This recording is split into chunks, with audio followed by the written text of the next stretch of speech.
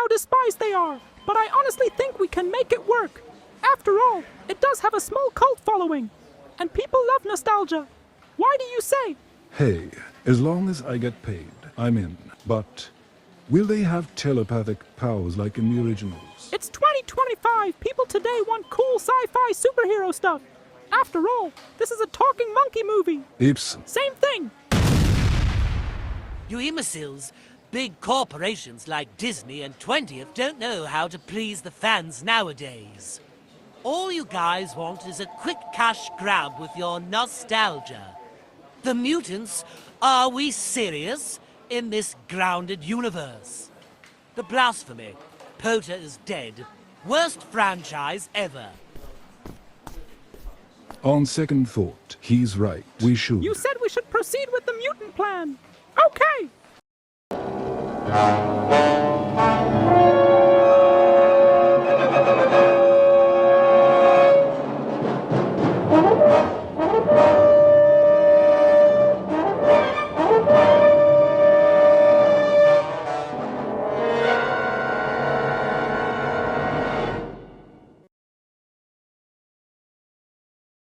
What's going on, guys? POTA theory here.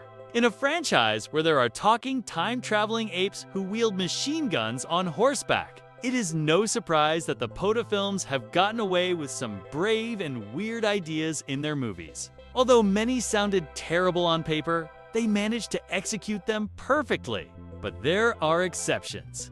From Beneath to Battle to the infamous Tim Burton remake, reimagining, they all seem to have the same thing in common. They missed the mark by a mile, from weird endings to Aldo.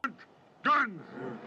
Guns are power! To the polarizing characters in Beneath.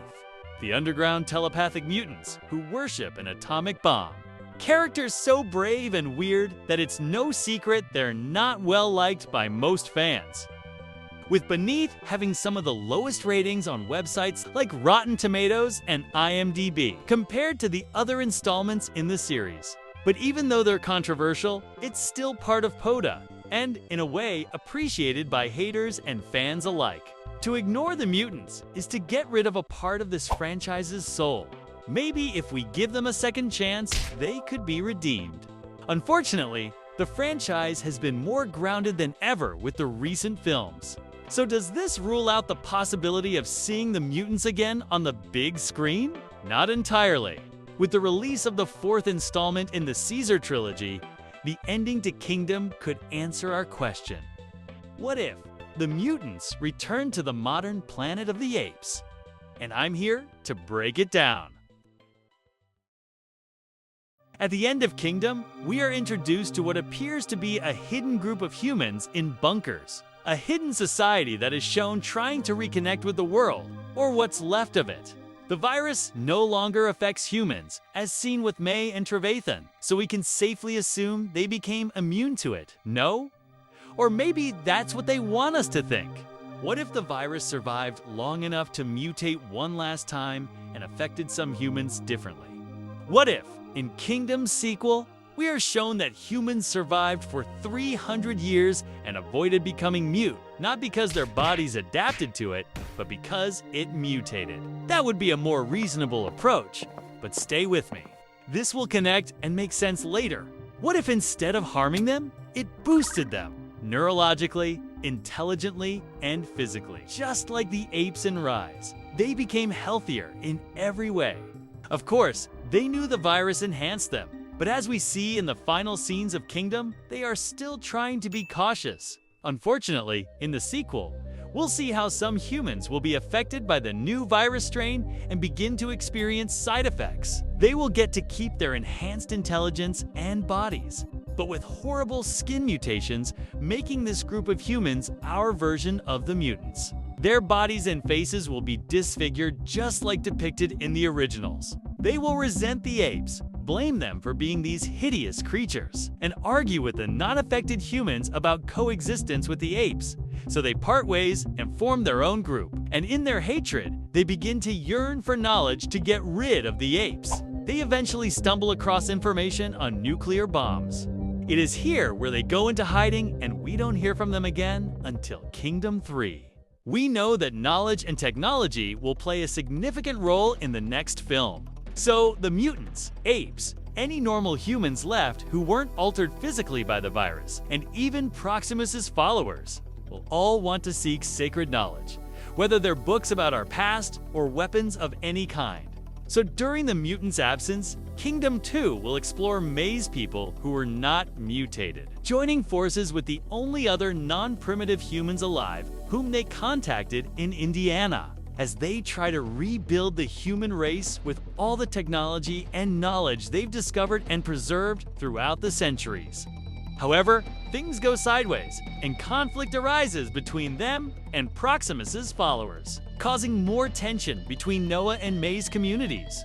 As we see Noah, May, and their people try to coexist, the third and fourth groups, the mutants and Proximus's apes, ruin it all for their respective species, especially the mutants, because it is in the third film that they get their hands on nuclear weapons.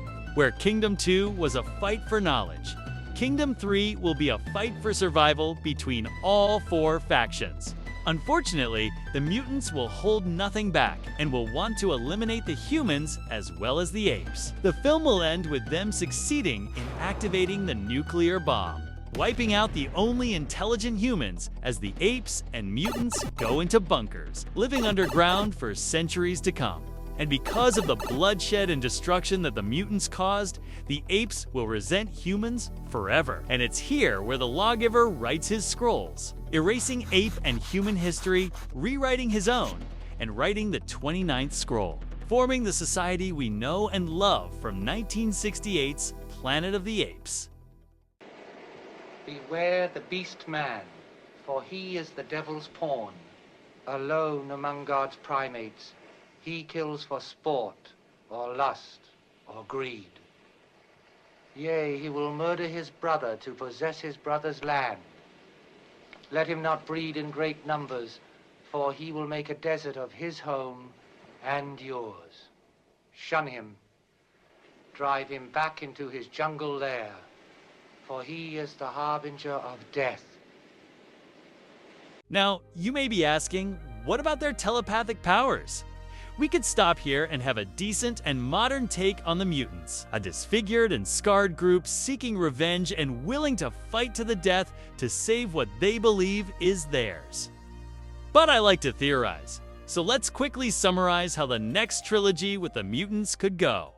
1,500 years have passed since Kingdom 3. And the apes begin to leave their bunkers to start and rebuild their society with no humans in sight, officially making it the Planet of the Apes. Then, Apes 8 will reintroduce the mutants and show how they lived underground, building their own society and culture, as the apes did on the surface. However, during that time, the mutants never left their underground chambers and worshipped atomic bombs, like in Beneath. But because they lived alongside those bombs for so many centuries, they began to get radiation poisoning. It affected them neurologically and merged with the enhanced mutated virus strain that the mutants still had in their brains, causing them to develop telepathic powers throughout those 1,500 years. Honestly, the story could go many different ways in this last trilogy. I just wanted to quickly go over the possible origin of the telepathic mutants and plot points relating to them. Now, could I see all of this happening? Yes and no. It would be a massive risk for the studio, since these characters are very polarizing. I came to love the mutants, so it would be great to see them return, grounded or not. But honestly, this could alienate hardcore and casual fans alike, no matter what approach they take. Or maybe, if done just right, it could work for everyone.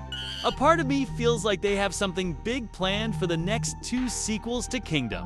And what's bigger than bringing back the mutants introducing the nuclear war plot as they come full circle, bridging the gap between the originals and the modern film's timeline, remaking 68 and Beneath, with their own twists of course, and ending the franchise with Apes 9.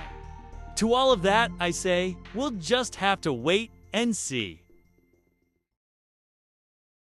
Are you guys open to the idea of the mutants returning? If so, What would be a better take, grounded or fantastical? Leave your thoughts in the comments below. But for now, take care of yourselves, and of course, as usual, please have yourself a damn good one.